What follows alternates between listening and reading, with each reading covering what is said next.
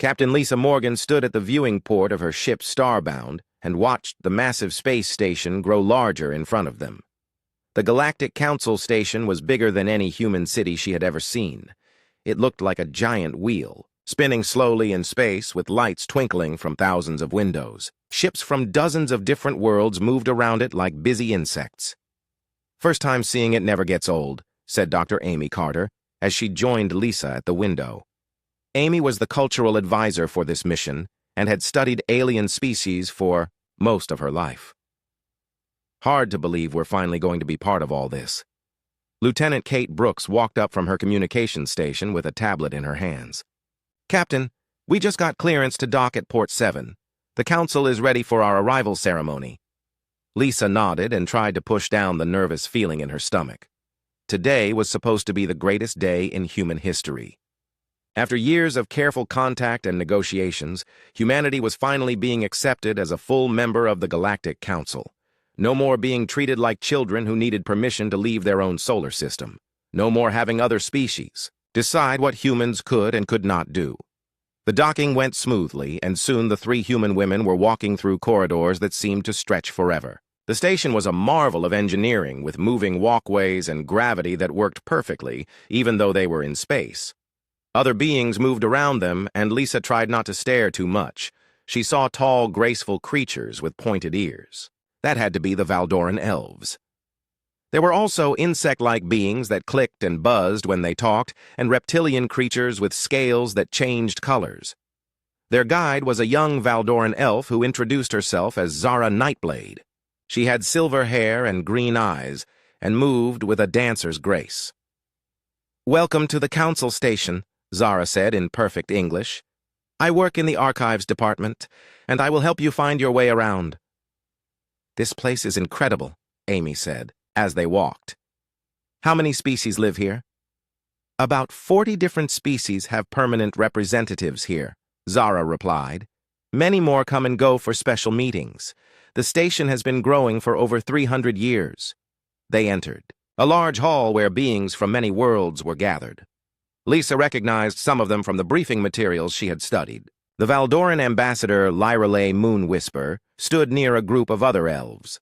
She was tall and elegant, with white hair that seemed to glow. Near the center of the room was Hive Speaker Zaxth of the Zephyrians. Her insect body was covered in green and gold patterns, and her 4 arms moved constantly as she talked with other representatives. "The ceremony will begin soon," Zara explained. "Ambassador Moonwhisper will present the official documents that make humanity a member of the Council." Lisa felt excited as they took their places. This was what Earth had worked toward for 20 years. Finally, humans would have a voice in galactic affairs. Finally, they could trade freely with other worlds and learn from species that had been traveling between stars for thousands of years. Ambassador Moonwhisper began to speak in a voice that carried clearly through the hall. "Today we welcome our newest members to the Galactic Council. The species known as humans have shown they are ready to join our community." She held up a crystal tablet that glowed with strange symbols. "These are the laws and regulations that all member species must follow. They will keep peace between our worlds and protect all of us." Lisa stepped forward to accept the tablet, but as she read the words that appeared in English on its surface, her smile began to fade. The first few items were normal things about trade agreements and communication, protocols. But then she saw something that made her heart sink. "Regulation 847 Alpha," she read quietly to herself. "Special protections for human species. Humans are restricted from entering sectors 12 through 28 without escort. Humans may not participate in military operations involving other council species. Humans may not hold command positions over non-human personnel. All human cultural exchanges must be supervised by council representatives." Amy moved closer and read over Lisa's shoulder. Her face went pale. "Lisa, this isn't membership. This is like being put in a cage." Kate joined them, and her expression darkened as she read the restrictions. "They're treating us like we're dangerous animals that need to be controlled." Lisa looked up at Ambassador Moonwhisper, who was smiling as if she had just given them a wonderful gift. "Excuse me," Lisa said loudly enough for many beings in the hall to hear. "Could you explain Regulation 847 Alpha? It seems like these restrictions are quite limiting." The hall became quiet, and many eyes turned toward the humans. Ambassador Moonwhisper's smile became smaller and more formal. Regulation 847 Alpha exists for your protection, Captain Morgan. Humans are still new to galactic society. These measures ensure that you do not accidentally cause problems or put yourselves in danger. What kind of problems? Lisa asked. She could feel anger building inside her but tried to keep her voice calm. There was an incident with a previous human delegation, the ambassador replied. It created what we call cultural contamination. The council decided that such incidents must not happen again. What incident? Amy stepped forward. We have no record of any previous human delegation to this station. A strange look passed between Ambassador Moonwhisper and Hive Speaker Zaxth. The records are classified for security reasons, the Valdoran said. What matters is that the Council has determined these protections are necessary. Lisa felt like someone had punched her in the stomach. All of Earth's hopes and dreams were crumbling around her. Humanity had not been accepted as equals. They had been accepted as pets that needed to be kept on a leash. The laws that were supposed to keep humans safe were actually designed to keep them separated from the rest of galactic civilization. She looked around the hall at all the representatives from other worlds. Some of them looked uncomfortable, but none of them spoke up to question the restrictions. Lisa realized that either they all agreed that humans were too dangerous to be trusted, or they were too afraid to speak against the Council's decisions. We need to discuss this, Lisa said finally. These restrictions are not what Earth was told to expect. Of course, Ambassador Moonwhisper said smoothly. Zara will show you to your quarters. You will have time to review all the regulations before the final signing ceremony tomorrow. As they followed Zara through the corridors toward their assigned rooms, Lisa's mind was racing. Something was very wrong here. The story about cultural contamination and a previous human delegation did not make sense. If humans had been here before, why did Earth have no record of it? And what could humans possibly have done that was so terrible that it required permanent restrictions on their entire species? She looked at Amy and Kate and saw the same questions in their eyes. They had come here expecting to celebrate humanity's entry into the galactic community. Instead, they had discovered that their species was considered too dangerous to be trusted, with basic freedoms. Lisa knew she could not sign the agreement as it was written. But she also knew that refusing might mean humanity would be banned from space travel entirely. One way or another, she was going to find out the truth about Regulation 847 Alpha and the mysterious incident that had led to its creation. The future of humanity might depend on what she discovered. Lisa could not sleep that night. She kept thinking about the restrictions and the mysterious previous human delegation that supposedly caused so much trouble. When morning came, she found Amy and Kate in the common area of their quarters, looking just as tired as she felt. I've been going through every database I can access, Kate said, holding up her tablet. There's no record anywhere of humans visiting this station before our mission. No diplomatic contacts, no trade negotiations, nothing. That's what bothers me, Amy added. If something bad enough happened to require permanent restrictions on our entire species, wouldn't there be some kind of official record? Some warning sent to Earth? Lisa stood up and paced around the room. We need more information. Zara seems friendly enough. Maybe she can help us understand what really happened. They found Zara in the archives section, a vast library filled with data crystals and holographic displays. She was sitting at a workstation, organizing what looked like historical records. When she saw the humans approaching, she looked around nervously to make sure no one else was nearby. Captain Morgan, Zara said quietly. I was hoping you would. Come here. I need to tell you something about yesterday's ceremony. What about it? Lisa asked, sitting down across from the young elf. Zara hesitated for a moment, then spoke in a whisper. The restrictions in Regulation 847 Alpha are not really about protecting humans. They are about protecting the Council from humans. Amy leaned forward. What do you mean? I have access to many old records because of my job, Zara explained. I have seen fragments of reports about the incident they mentioned. From what I can piece together, the humans who came here before did not cause problems. They solved them. Kate pulled out her tablet to record the conversation. Solved what kind of problems? There were conflicts between several species. wars that had been going on for decades. The human delegation helped end those wars by introducing new ideas about how different groups could work together. Zara paused and looked around again. The council elders were terrified. Terrified of peace? Lisa asked. Terrified of change, Zara replied. The Galactic Council is not really democratic like you were told. It is controlled by the oldest and most powerful species. They make all the decisions and the younger species just follow orders. When humans showed other species that there were different ways to organize society, different ways to solve conflicts, it threatened everything the council elders had built. Lisa felt pieces of a puzzle clicking together in her mind. So they created the restrictions to prevent humans from spreading these dangerous ideas. Exactly, Zara said. But I am not the only one who thinks this is wrong. There are others, especially among the younger representatives, who believe the council needs to change. Before anyone could ask more questions, they heard clicking sounds, approaching. Zara quickly closed the files she had been showing them and pretended to work on something else. A moment later, a Zephyrian walked into the archive area. But instead of the formal robes that most council representatives wore, this one was dressed in simpler clothes. Zara, the Zephyrian said in accented English, are these the humans everyone is talking about? Vexitara, you should not be here, Zara whispered urgently. If your mother finds out you are talking to them without supervision. The Zephyrian, who Lisa realized must be related to Hive speaker Zaxth, made a dismissive gesture with one of her 4 arms. My mother thinks I am in my quarters studying trade agreements, but I had to meet the humans for myself. She looked directly at Lisa. Is it true that your species practices something called democracy, where every individual gets to vote on important decisions?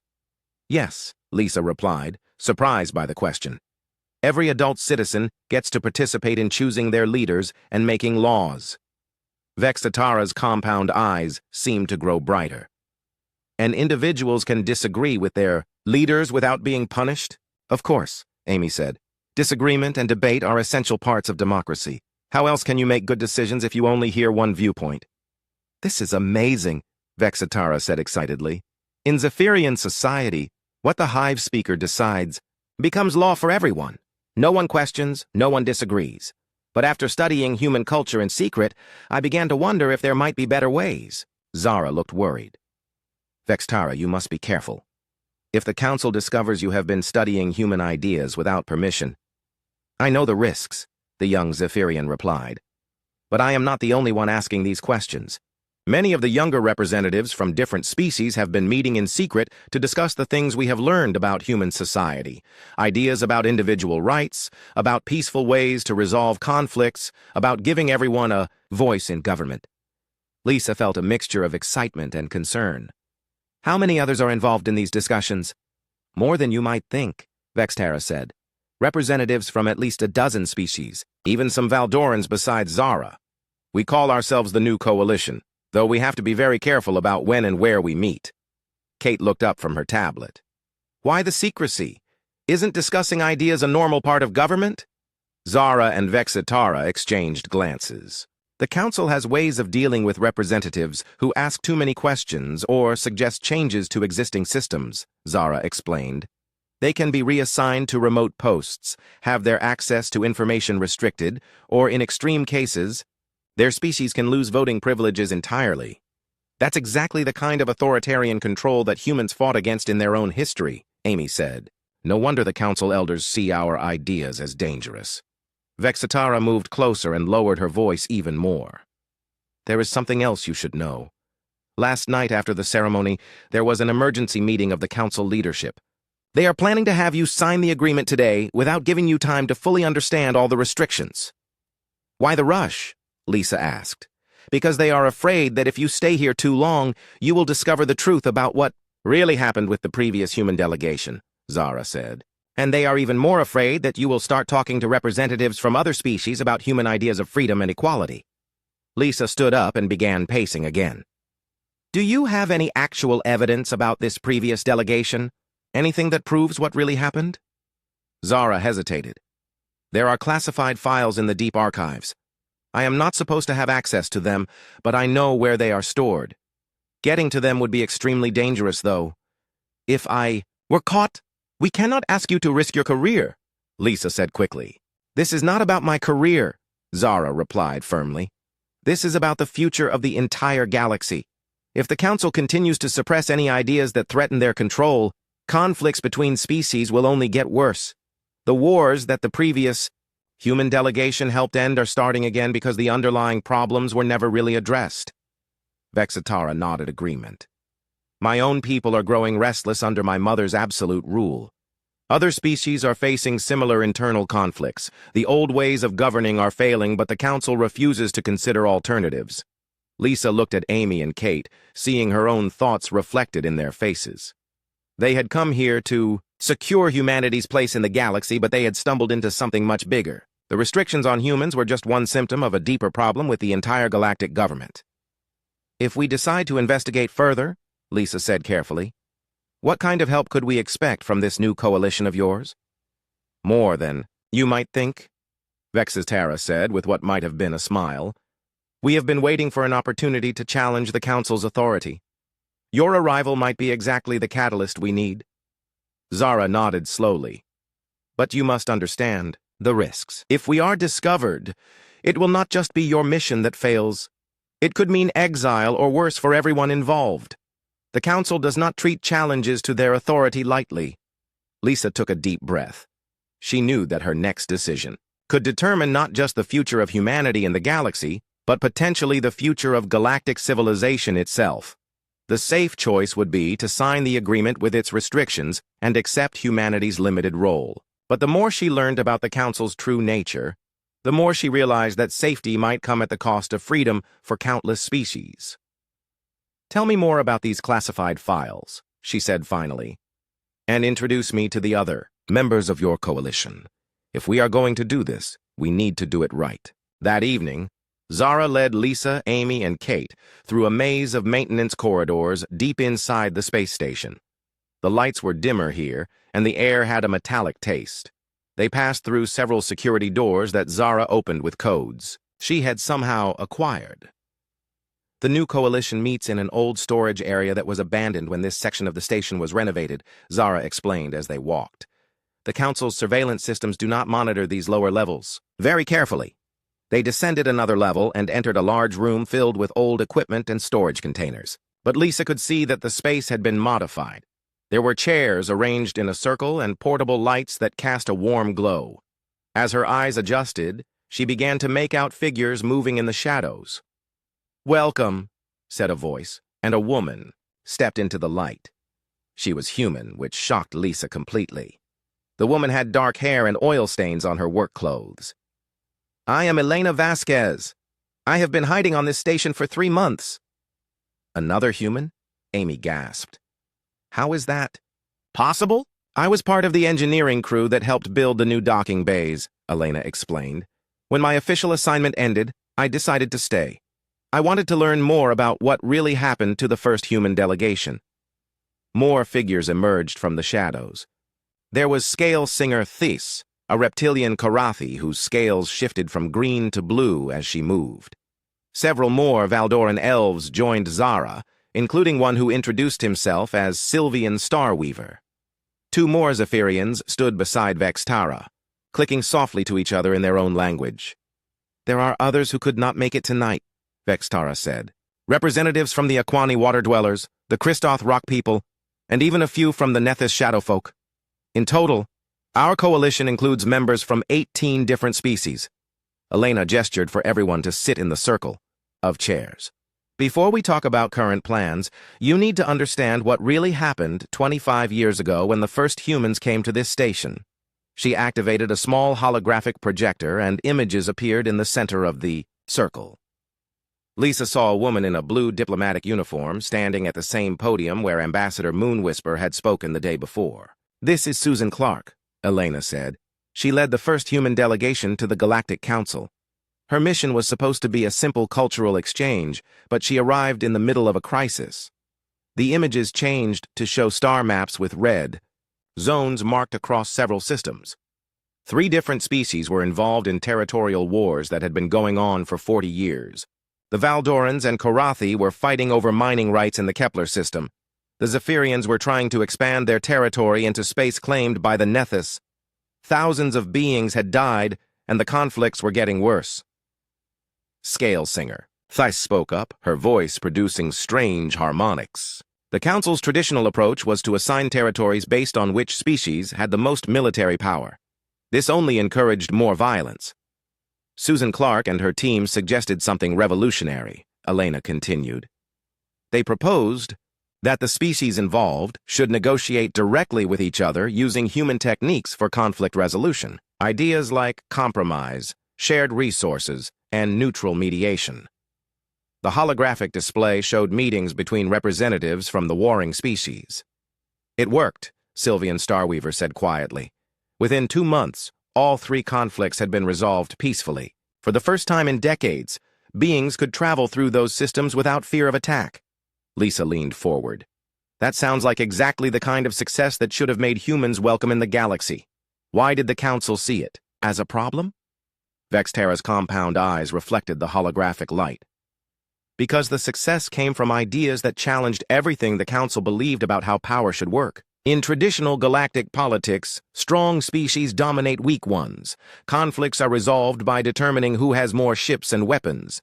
The idea that all species might have equal voices in negotiations was terrifying to the Council elders. But that was not the worst part, Elena said grimly. The real crisis came when other species began asking why the same democratic principles could not be applied to the Council itself. The holographic images changed to show crowds of beings from many different species gathered in the station's main plaza. Word spread quickly about the successful peace negotiations. Representatives from dozens of species began asking why their voices were not heard in council decisions.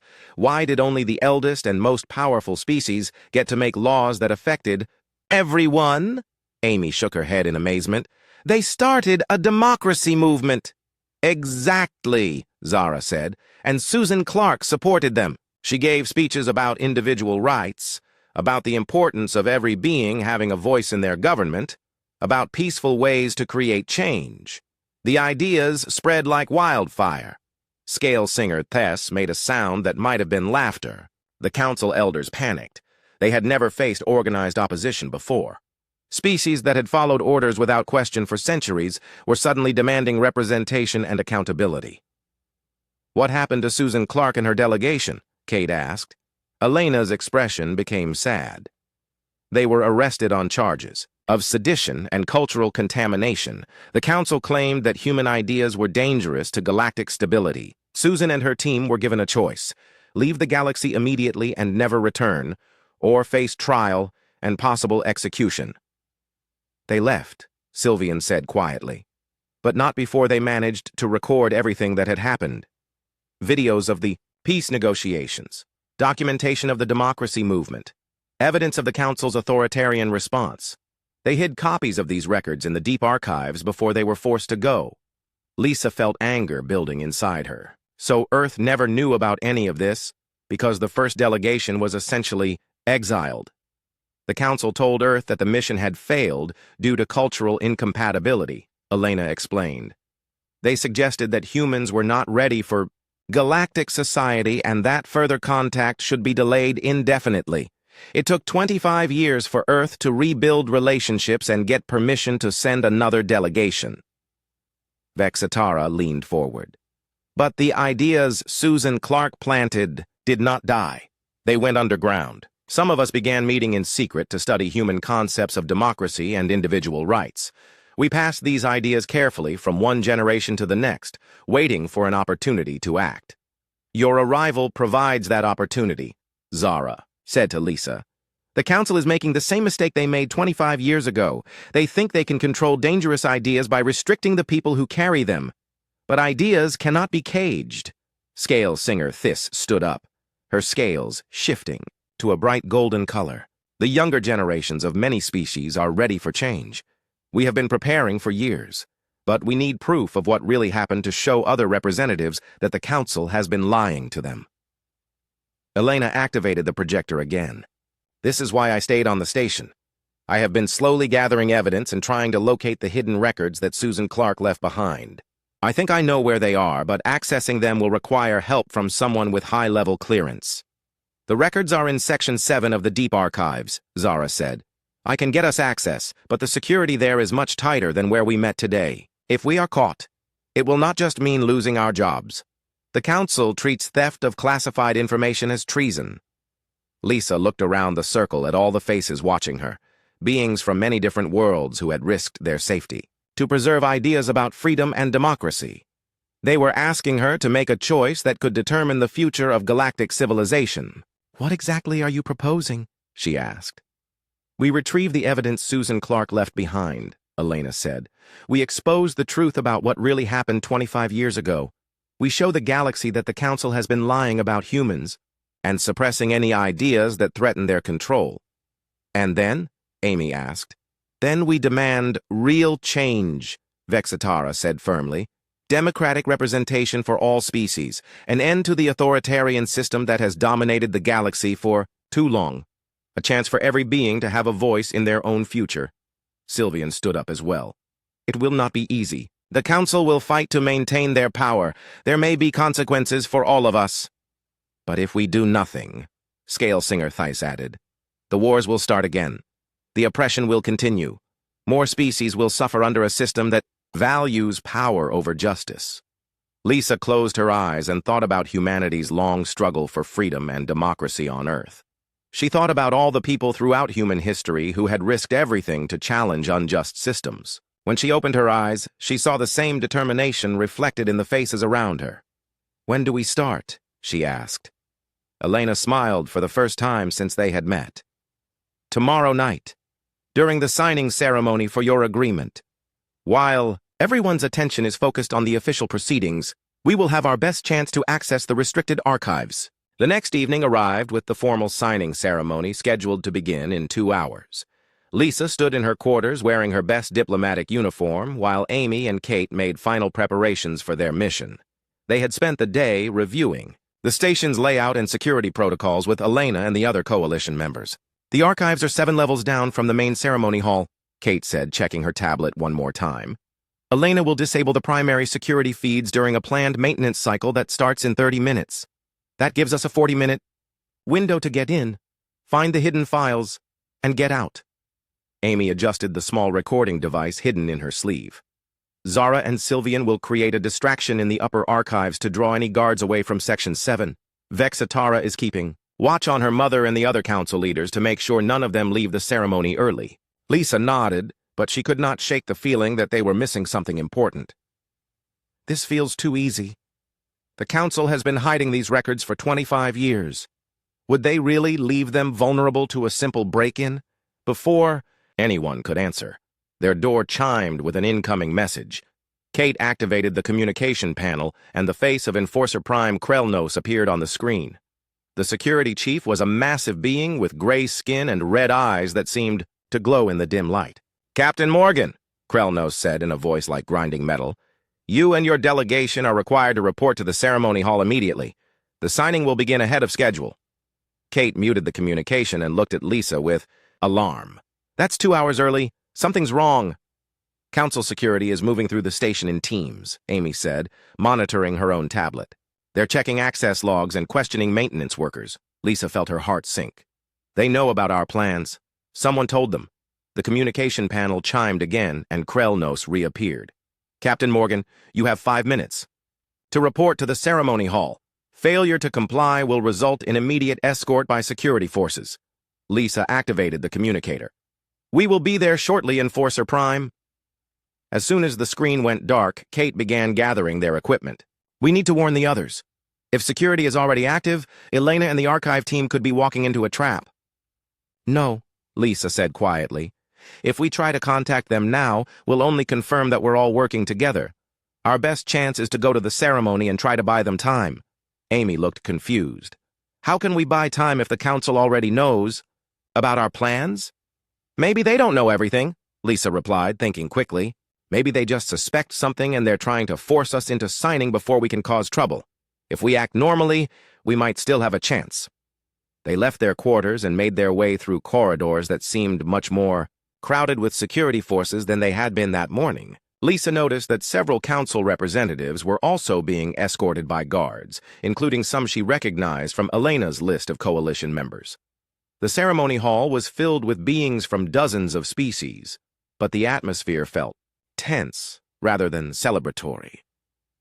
Ambassador Moonwhisper stood at the podium with the crystal tablet containing humanity's membership agreement, but her usually graceful composure seemed strained. "Captain Morgan," the ambassador said as Lisa approached, "thank you for joining us promptly. The council has decided to expedite the signing process due to urgent matters requiring our attention." Lisa looked around the hall and noticed that Hive Speaker Zakth was speaking quietly with several other council leaders. Their body language suggested they were discussing something serious.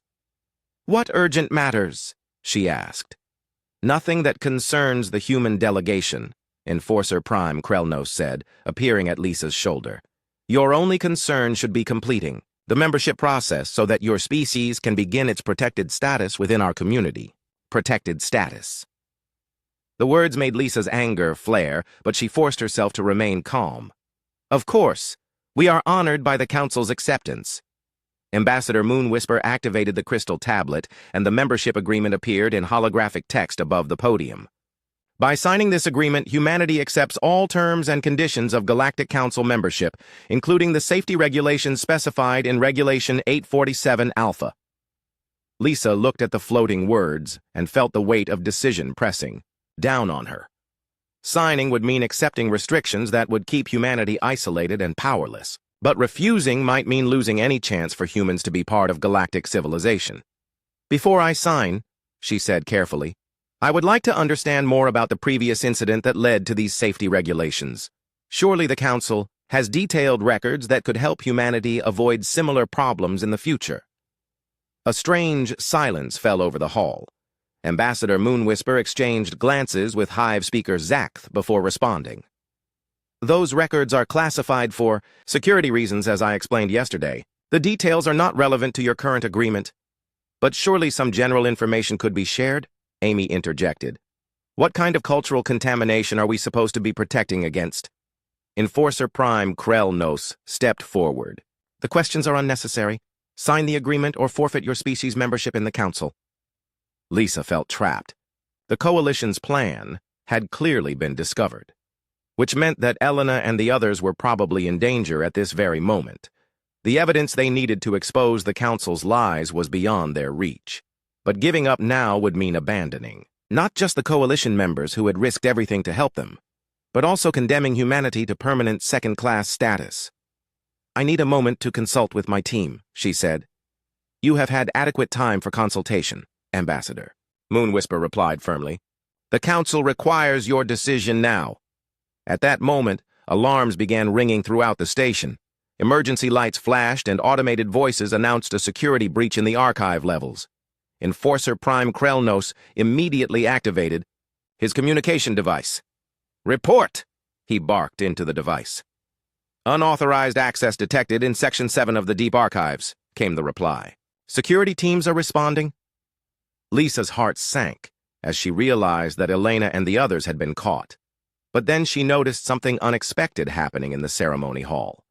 Many of the younger representatives from various species were looking around with expressions of excitement rather than concern. Scale Singer Thais was among them, and when she caught Lisa's eye, she made a subtle gesture toward the main display screens. Suddenly, the screens throughout the hall lit up with images that made Ambassador Moonwhisper gasp in shock. It was footage of Susan Clark and her delegation 25 years ago, but this time, the sound was working. Susan's voice filled the hall as she addressed a gathering of species representatives. "Democracy means that every voice matters," Susan was saying. "It means that beings should have a say in the laws that govern their lives. It means that power comes from the consent of the governed, not from the ability to dominate others through force."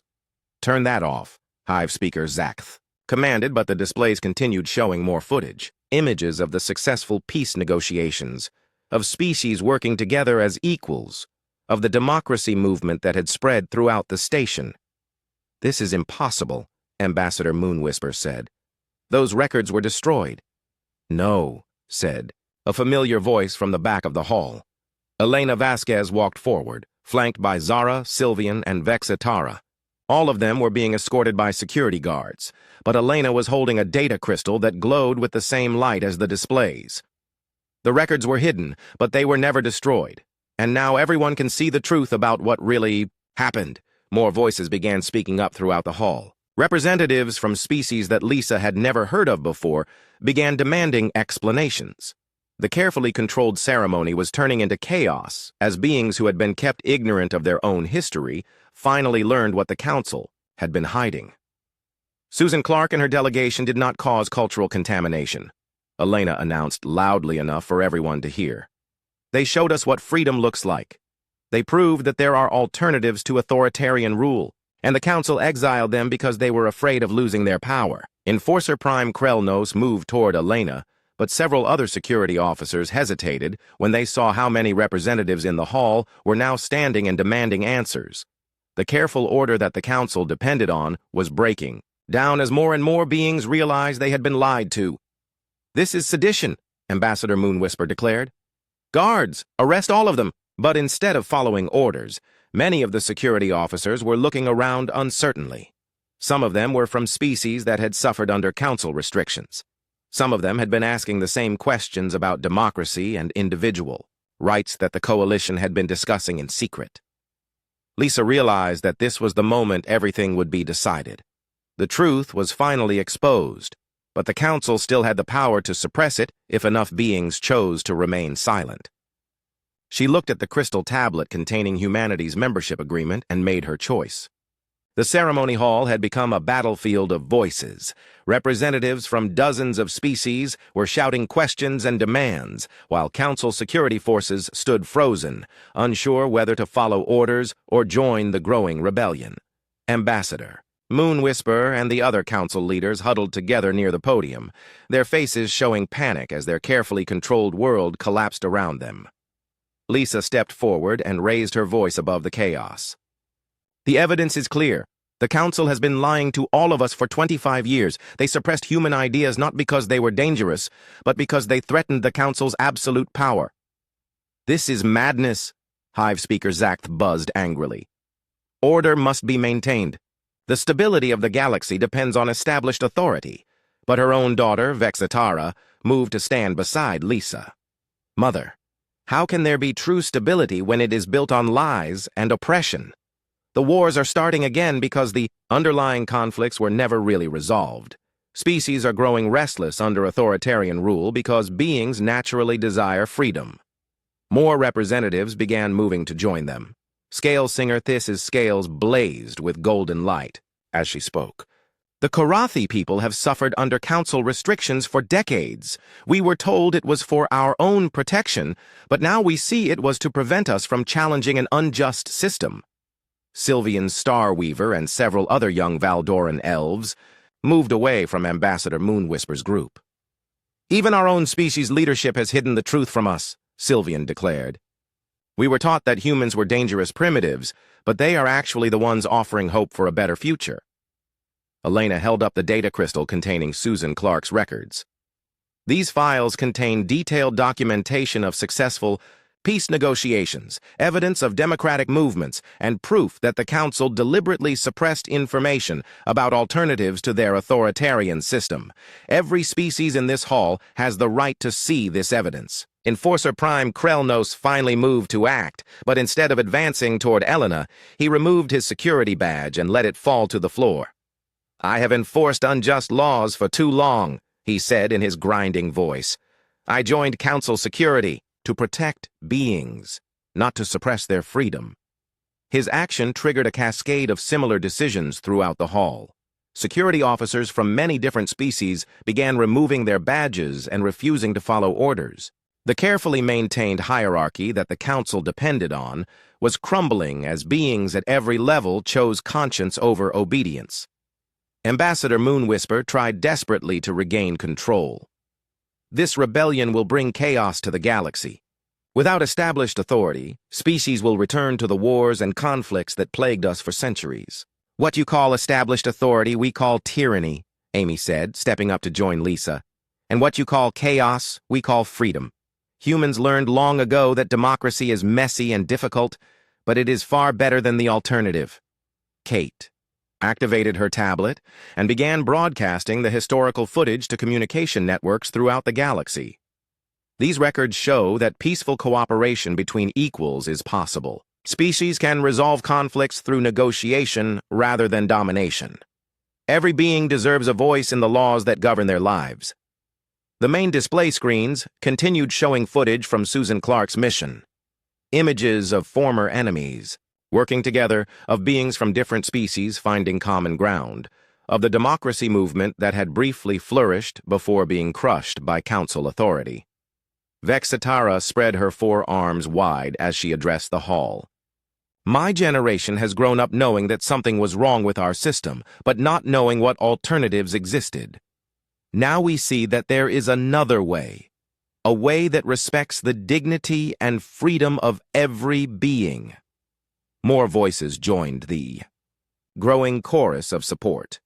Representatives from species that Lisa had never heard of began sharing their own stories of oppression under council rule.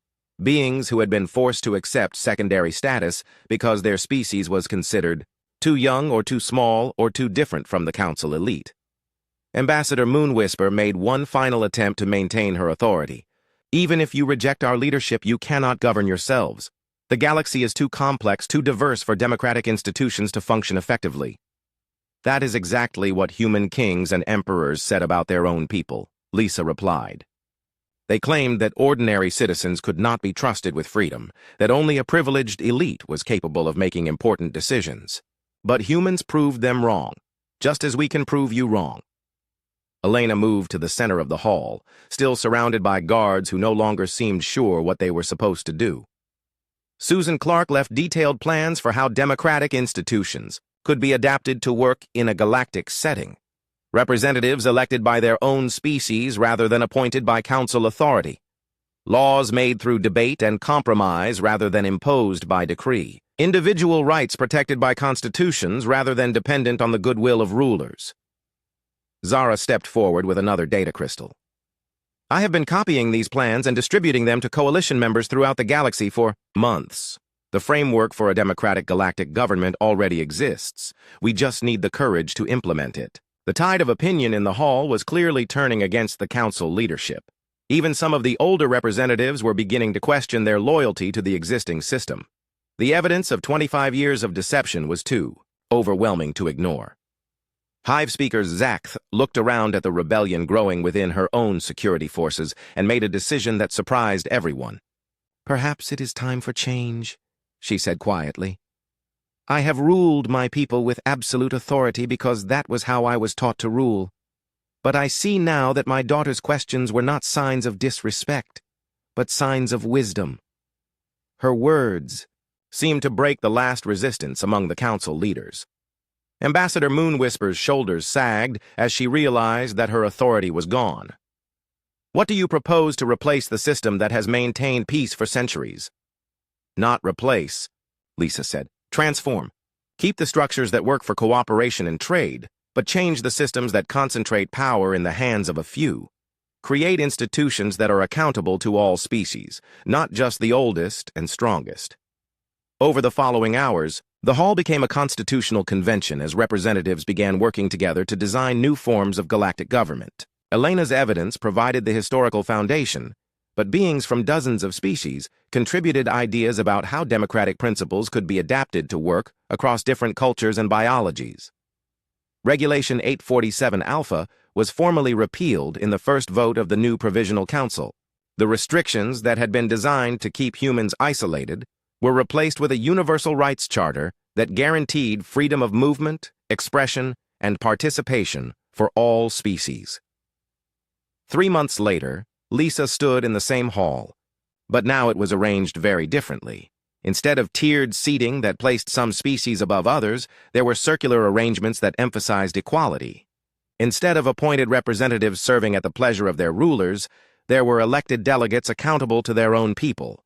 Zara had been chosen as the first interspecies rights advocate, responsible for ensuring that the new, democratic institutions protected individual freedom as well as species sovereignty. Vextara had been elected by the Zephyrian people to replace her mother as their representative, bringing fresh perspectives to a species that had been ruled by the same family for generations. Elena received a formal pardon for her unauthorized residence on the station and was appointed as the first director of democratic development, helping other species establish their own constitutional governments.